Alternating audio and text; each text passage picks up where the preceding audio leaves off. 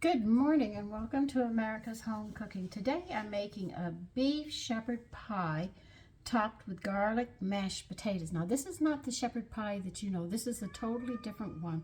And in this we are going to need a plastic bag. This is or a paper bag. You want 1/4 of a cup of flour put into the bag. Well, that took care of all my flour, didn't it? Is that 1/4 of a cup? Yeah. A little more probably. They want you to add 1 teaspoon of salt into the bag.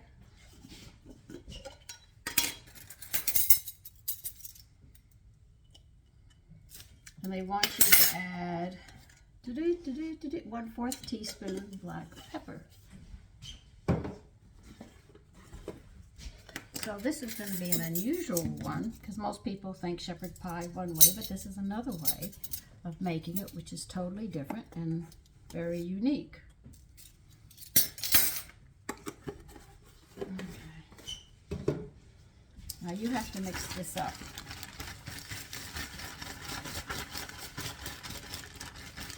Now we're going to need 2.5 pounds of beef stew, which I already have, and you can see I got everything here that they want into. Now, what they want us to do is drench the beef in the coating. All right, so I'm going to put it in the bag. Zip it up and shake it up, and then we'll get the pan ready. You're going to need a 5-quart Dutch oven or a oven-proof casserole because it's going to be on the stove and we're going to be putting it into the oven.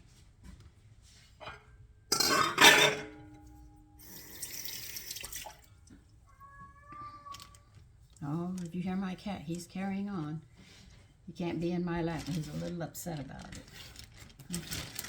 And what you're going to do is just toss this around and coat the meat. And that's what I'm doing.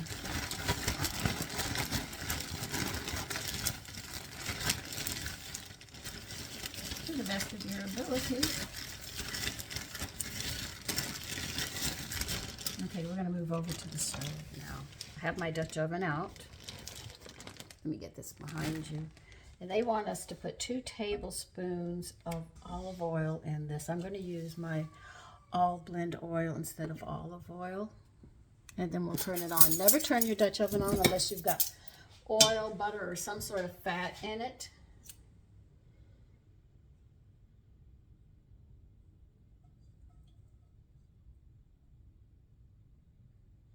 I still think a Dutch oven is cast iron, glazed with a glass. Some sort of glass or something. I might be wrong, but it's just that the edging here feels like cast iron. You see? So this is why I say this. Let me get this turned on. Now they want us to brown it on all sides, which is going to take about 8 to 10 minutes. And I'm going to have to do this in batches.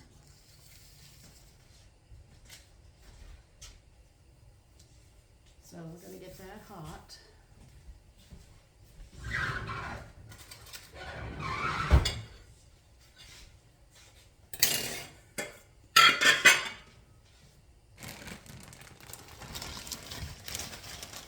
And what flour am I using? This is all my leftover flour, so I have no idea what flour it was. I know it's a mixture. There's whole wheat in it. I think there's semolina in it, and millet. I'm not even sure anymore. Now I found the original recipe for grits. How to make your own grits. Now they say the original recipe is nothing but corn ground up to a certain point. And they said it takes a long time to cook. And so I said, let me look up Quaker's grits. And I went to the box and it has soybeans and grits in it. And I know soybeans are a complete protein. So they added some to bring instead of it just being sugar. When I say carbohydrate, it also means sugar. They added that so you get a complete protein out of the food. But when you look it up, they say they only use grits in it, corn in it. Now they say if you can use popcorn, you know, the kernels, they said it's a little sweeter. And I have the mill sitting over there. You see that mill right there? I'm thinking about trying it. I'm just trying to figure out how ground it has to be, you know. If I grind it too much, I have cornmeal. If I don't grind it enough, I'm just going to have cracked wheat. So I sort of have to figure out how I'm going to do this. They're not hot yet, so we have to wait. Now, I've had this cold for over 2 weeks. It should be over with. It is not over yet. One woman said she had it for a whole month. I had a ring in my nose, and because my nose is running so much, I was out in the street and the backing fell completely off of it. So now I have to get another backing. So I said, well, I better keep them off until this is over, so I might not even have any on for a whole month. Is the way they're talking about this, whatever this is that's going around. It's bad.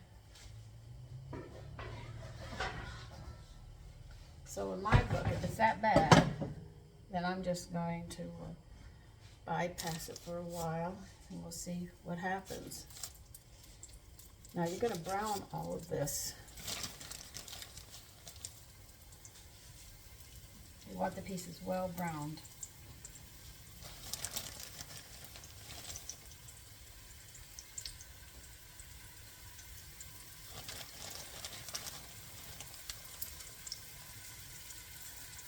So if you get this cold, it doesn't end in a short time.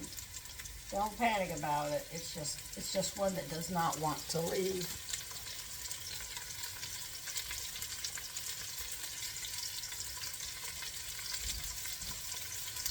Now I'm going to continue browning all of this on all sides, and then I will be back.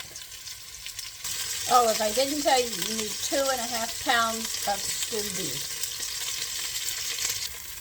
Okay, we're going to deglaze this pot. Now they want 4 cups of beef, and I'm going to give it vegetable with bean broth. With bone broth, hold on. 1, 2, 3. So we're going to pour 4 quarts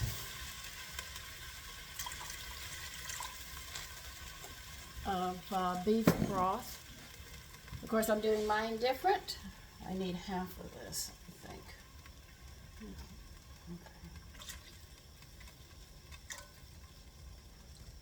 Okay. What is this going to do with all the drippings that you see on the bottom? This is deglazing. In other words, we're going to cook this because it's a high heat. That's going to help give the flavor. They want you to put all of this meat that we just did, 2.5 pounds in here.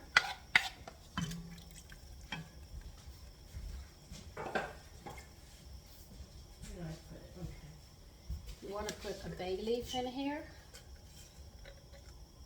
Good size, I guess.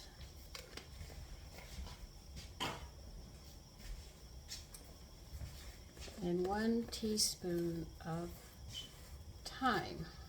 So as you can see, the shepherd pie is going to be a lot different.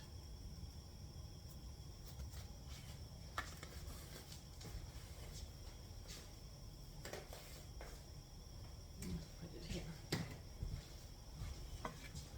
Now I'm not using a metal spoon for the deglazing because that would scrape the pot, and that's not what I want. What you're going to do is you're going to bring this to a boil. And we're going to turn it down to simmer.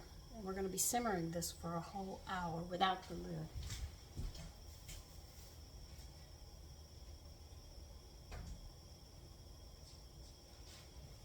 So the whole object of this is that we're going to simmer this until it's very, very tender. has a nice smell to it. I am happy with it.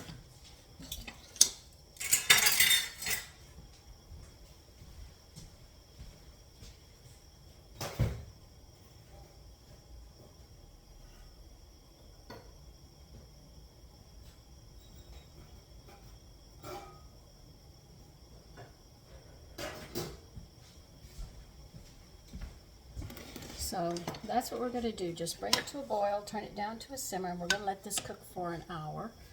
And then I will be back with you. This is a very simple recipe. I think there's more done to the crust than anything else. So anyway, I'll see you in about an hour when that has cooked down. Okay, we're getting ready to make the top. You're going to need 2.5 pounds. They say red potatoes, but you can use Eastern potatoes or red potatoes. It really doesn't matter. They want 2.5 pounds. That's what I'm working on right now. 2 1/4. That's 2.5 pounds. So because if you use Idaho, they're more dry. So you would have to change the mixture of the liquid and all.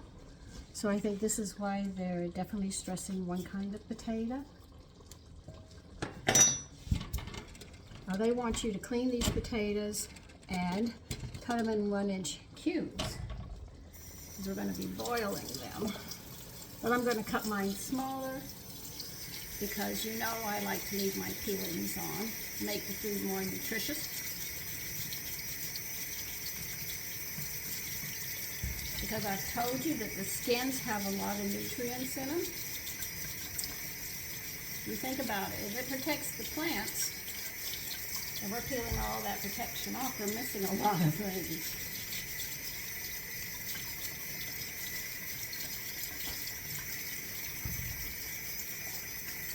A lot of people think the skins don't have any value, but they prevent your hair from graying. Actually, the peeling is everything that your hair needs.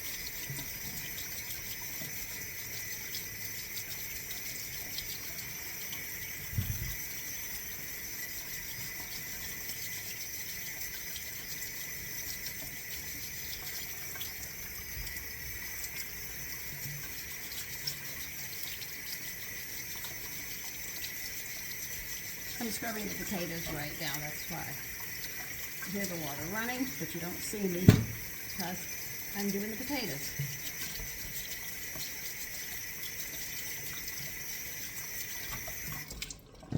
Okay.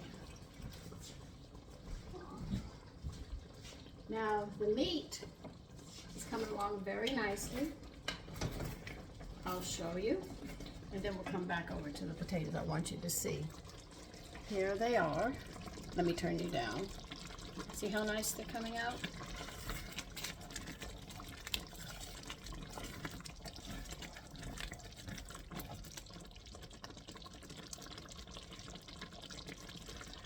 I'm going to taste it.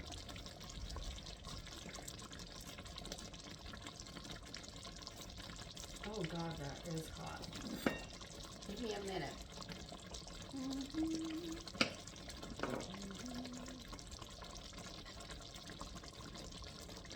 Oh my goodness, this is good.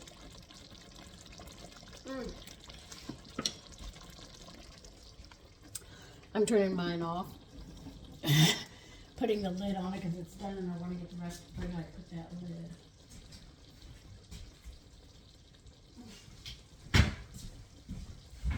I'll just leave them there for now. This is really, really good.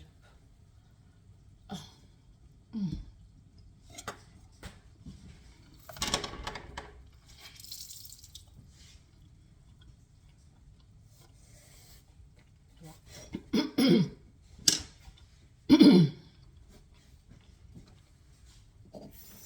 I think I have to add some more salt and pepper to it. So let me get these potatoes on. But it's good. I'm not gonna lie.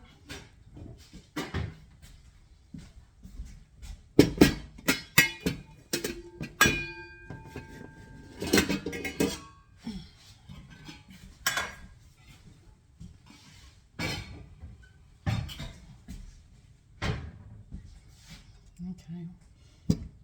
Well, I'm going to cut my potatoes smaller.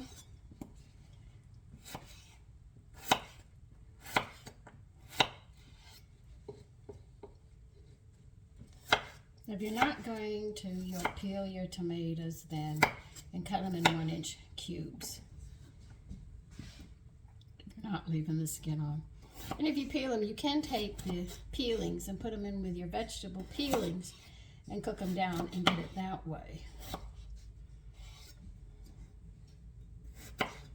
And the water you boil them in, you can make bread or biscuits with them. Use it in place of the milk. So there's a lot that you can do and get all of the nutrients completely from the potato.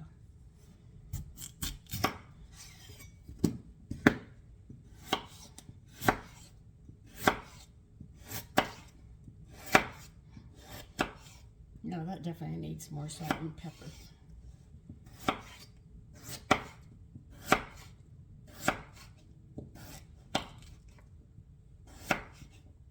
So see, when I sit there and mash them, I'll just have these little strips of the skin throughout my potatoes.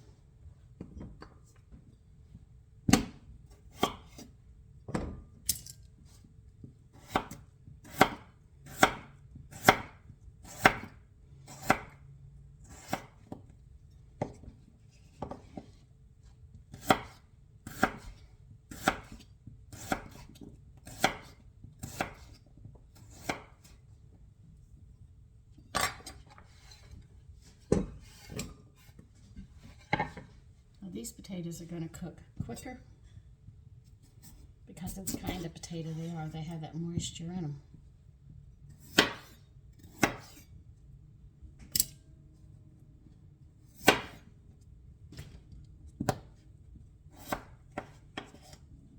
And can you see that snow up there?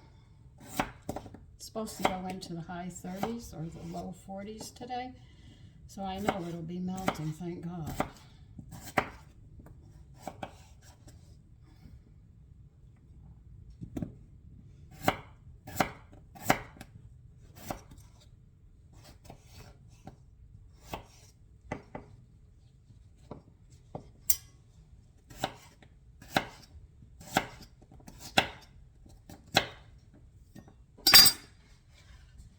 So listen, I'm going to finish chopping these up and I will be back. Okay, I've chopped the potatoes up. Now fill the water up 1 inch above your potatoes. You don't need any more than that. And we'll bring them to a boil and cook them.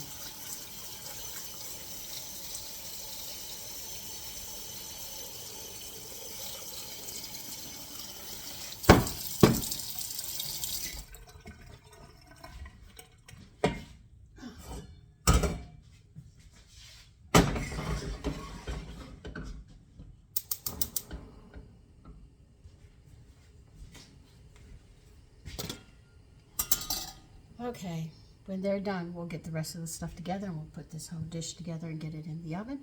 And that is a nice casserole. Now I'm going to serve this with a green salad.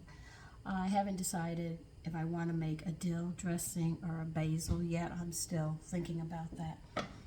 But we're definitely going to have to add and adjust the salt on the meat and all. Let me get my salt and pepper. We might as well do that right now. Okay, I'm going to add about a half a teaspoon more of pepper to this dish.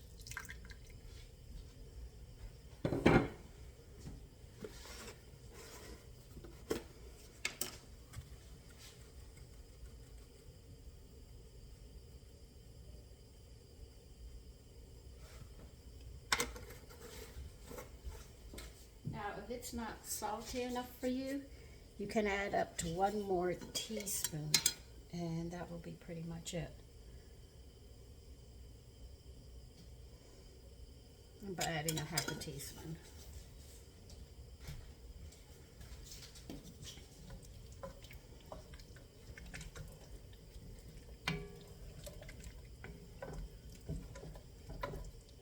So you can see, though I said 2.5 pounds of beef stew, you're probably saying that is a lot. It's not a lot. It really isn't. But in protein-wise, it's humongous. You know, we're talking like 250 grams of protein, somewhere around that vicinity. I'm looking for a spoon. See if I've got this where I want it.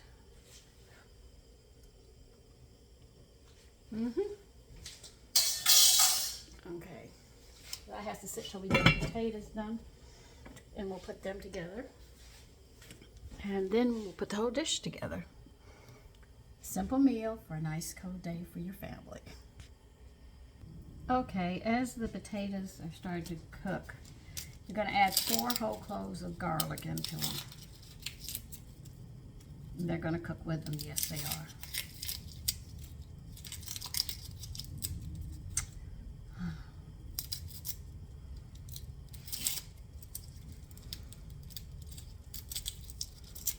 Nanu used to talk about how his parents, she had the garlic hanging in the kitchen. And and he said they grated it a certain way.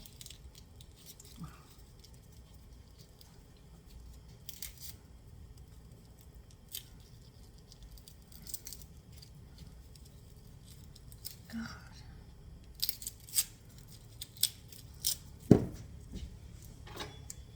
Oh, the wrong knife.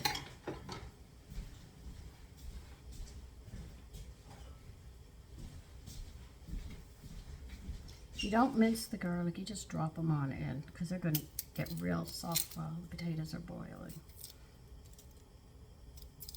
And even with the garlic flavor, I use the water anyway.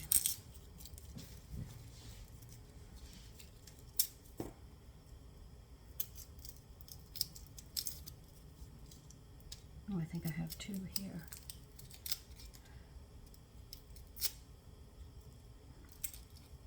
Nope, don't.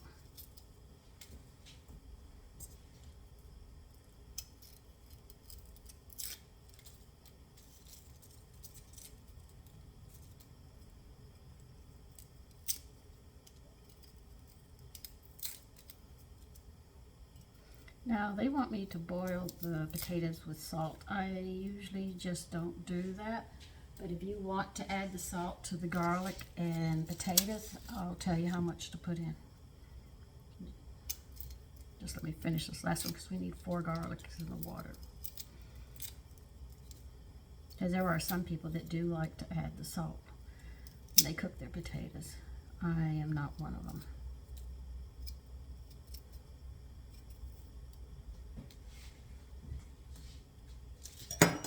So with the garlic and the potatoes, you're going to add 1 teaspoon of salt, okay? So if you want, but now that has to boil. So can you imagine the potatoes are going to have that garlic flavor in it?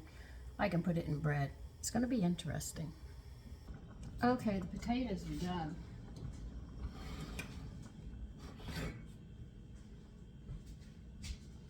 I'm straining mine because I want the water.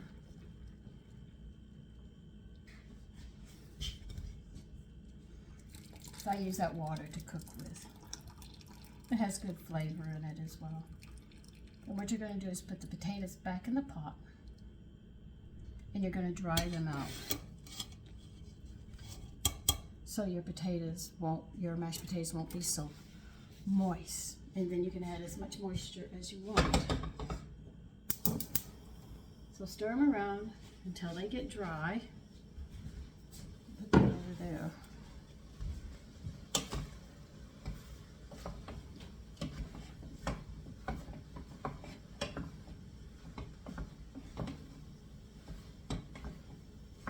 And you'll actually see the dryness of the potatoes. I'll bring you over while I'm drying mine out.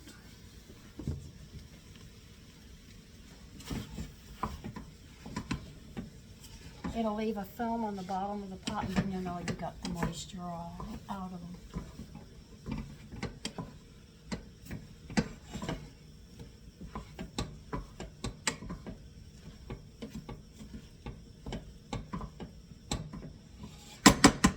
Okay, I got the film on the bottom of the pot.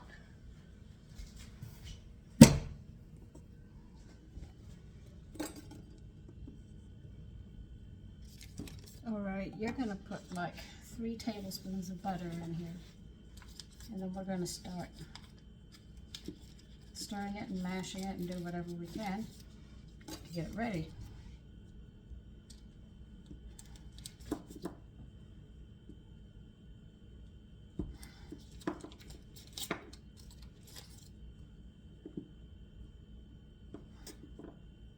But they want you to cut these pieces of butter into pieces.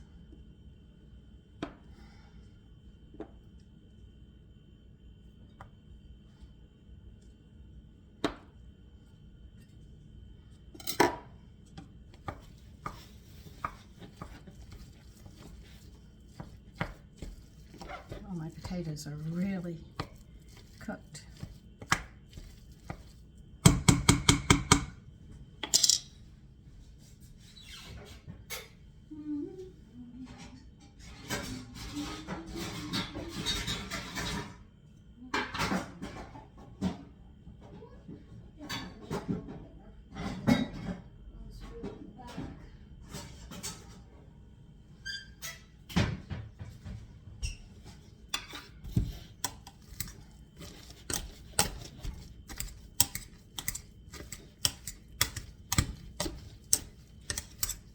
See, that's why sometimes they say red potatoes or Eastern potatoes, because they're not as dry.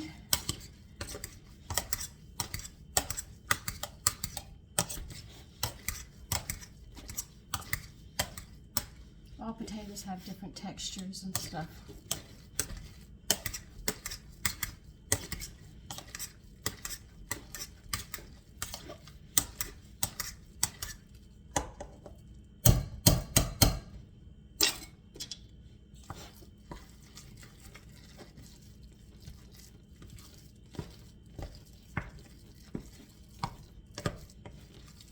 Now you're going to add, how much salt and pepper do they want in this?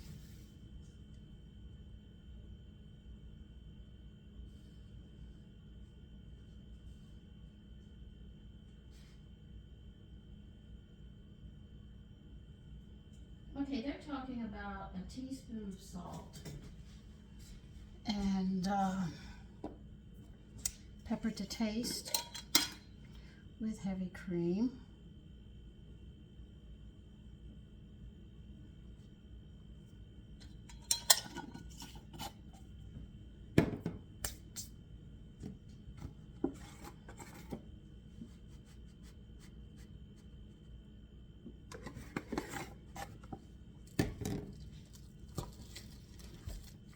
And yes, we're going to be putting heavy cream in it. You can see what I'm doing.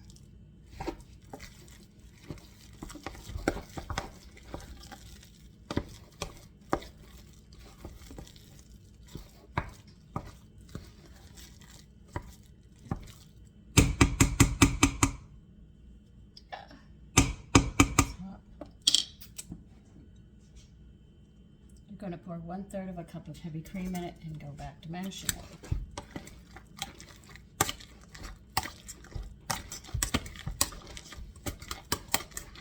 Put your oven on 350, I think. Let me see. Yeah, 350. Make sure it's in the middle.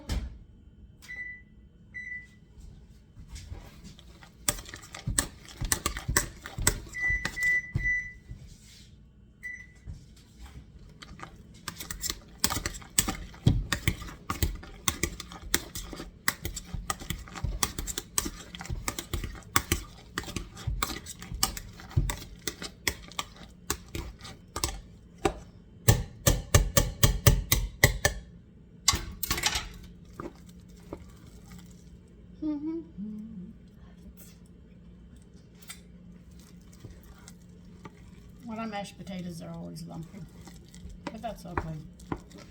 It does need more salt and pepper though.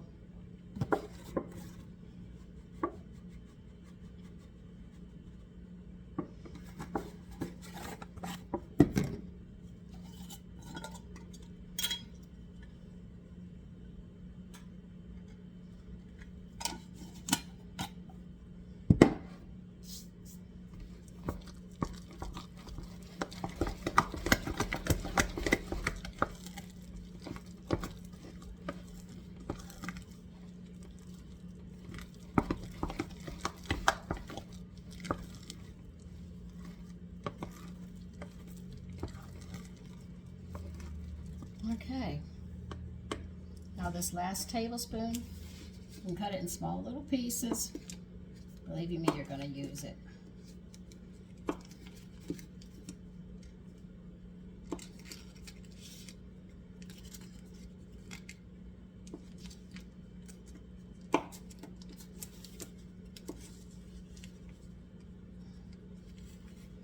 What I'm doing right now is cutting it. I think you can see it.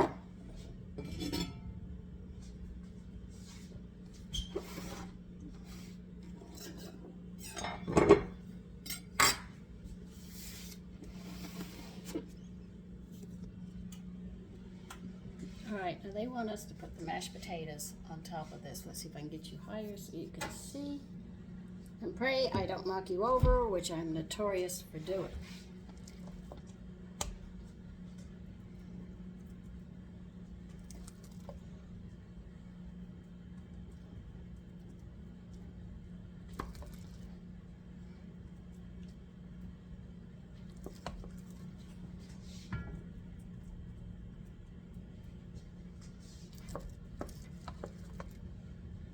What I like about these meals is they are loaded with protein. And I know meat is expensive.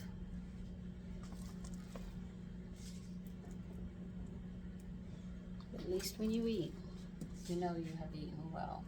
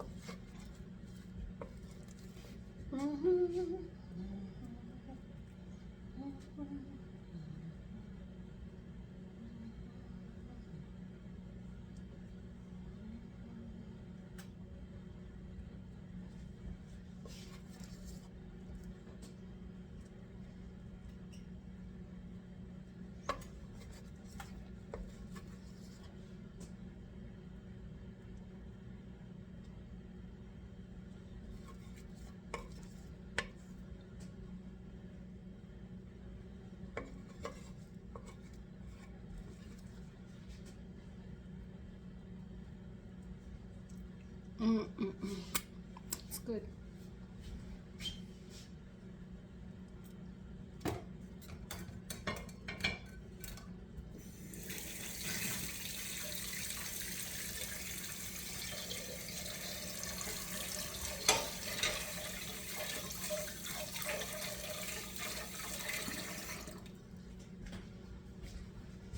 Now you know all this last tablespoon, and I told you to cut it up. They just lay dots around on the potatoes. This will help them get color. Have a nice buttery taste. The garlic.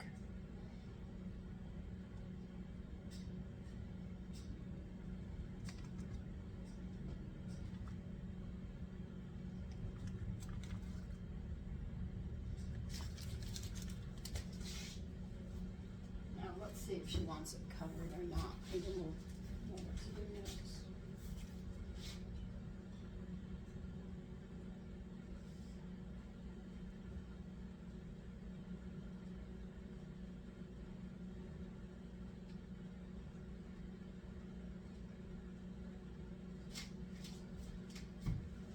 Okay, when the oven hits 350 degrees, I'm going to bring you down now.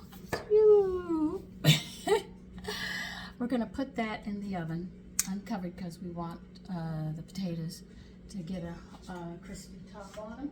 They said it'll take about 30 minutes, and then this dish is done. And that's all there is to it. So I'll show you when it's done cooking, the finished product. It's a different way, you have to admit, to shepherd's pie. So I'll see you then. Okay, I just took it out of the oven. It's piping hot, so I'm not picking it up. I'll tilt you down, but here it is. This is a shepherd pie done differently. And it smells delicious. So you take care and have a great day.